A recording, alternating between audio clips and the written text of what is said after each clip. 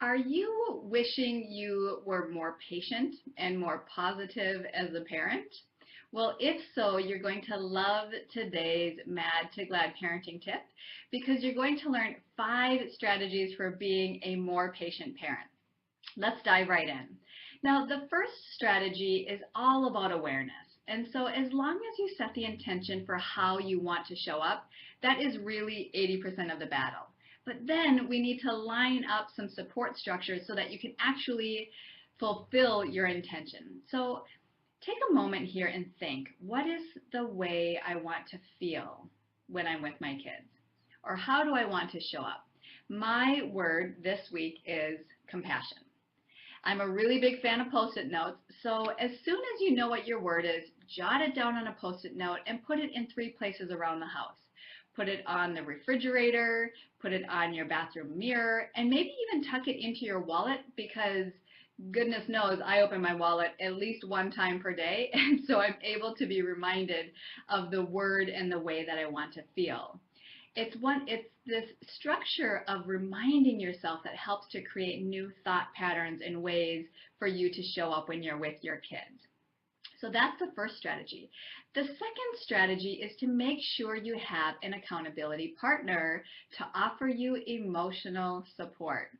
So many times we set intentions or objectives for ourselves or goals, and we have all of these action steps that we want to take, but we're not really good at holding ourselves accountable. We write it on a list, and then we just think week after week, oh, I haven't gotten to that. Oh, I haven't gotten to that. Have a buddy who can check in with you once a day or once a week and ask, hey, how were you compassionate today? Hey, give me an example of how you saw or showed compassion this week. It really helps you create a new habit. And if you stick with that for 3 months, even if it's just a 1 time a week check-in, it will start changing your ability to be that feeling, that word. And so that allows you to be more patient because now you've got some habit built around who you are as a person and how you are being in relationship with your child. The third strategy for being a patient parent is to also catch positivity in your child throughout the day.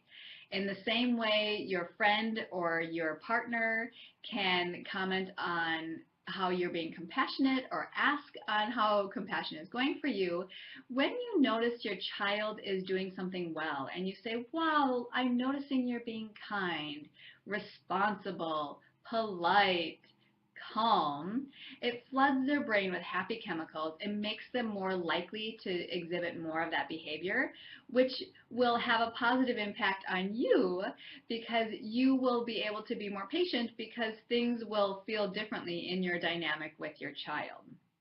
The third strategy for being a patient parent is to get movement. As adults, we get so trapped in this left side of our brain here that's very logical, and we're thinking ahead and we're analyzing and we're planning. And so all of our daily interactions take place up here where we get really stuck in our heads. So when you can get some movement, when you can get into your body, doing yoga, jogging, walking, parkour, CrossFit, swimming, any of those activities, it helps to balance out the intensity of the thought process that we get stuck in as an adult. And so that will allow you to be more patient because you get more rooted, you get more grounded, and you're not on this runaway train or hamster wheel in your mind all the time. All right, so we covered 4 strategies so far. The first one is set your intention. The second is get emotional support. The third is find positivity in your child. The fourth is get some movement. And the fifth strategy for being a more patient and positive parent is to get curious. When your child is losing it, rather than getting stuck into parent or teacher mode and saying, you have to be nice, this is unsafe, this isn't kind, this is not polite, this isn't proper, this isn't obedient, whatever word you might be thinking or using, that is not actually tapping in to what's really going on. What's really going on is underneath a behavior, your child is experiencing a certain mood. And when you can label that emotion, so when you can notice that, oh, underneath this, they're frustrated, angry, nervous, lonesome, um, feeling rejected, feeling sad. When you label that, it shifts their brain chemistry dramatically.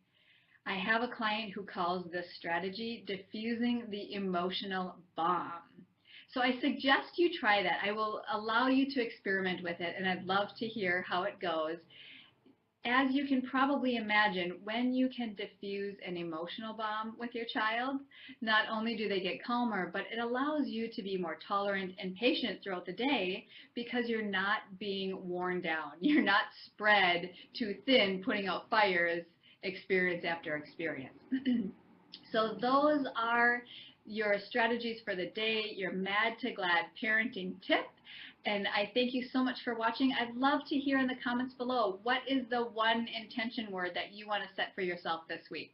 Or if you liked one of the other 5 strategies, if they resonated more with you, share in the comments below so that all of us can hear how you're doing and hold you accountable.